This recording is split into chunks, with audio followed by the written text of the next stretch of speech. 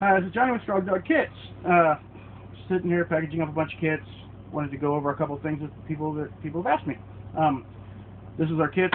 They come out. This is how they come packaged. I'm going to slap labels on these and send them out. But if you order a kit, it's going to come discreetly mailed to you with just a USPS label on it. These are our rails. Rails have screws every 4 inches, so you know exactly how big your screen is. Easy to string. You can string these kits in about 30 seconds.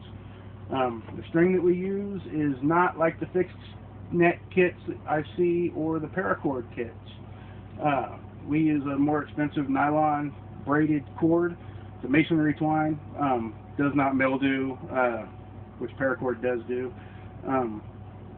Lasts a really long time.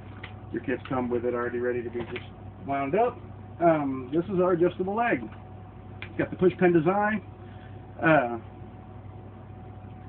24 inches tall when it comes at the minimum, and then it adjusts every 4 inches all the way up to 40 inches. So it goes up to a 40-inch screen, and that's how they come. If you have any more questions, feel free to email me or leave a message below. Thanks.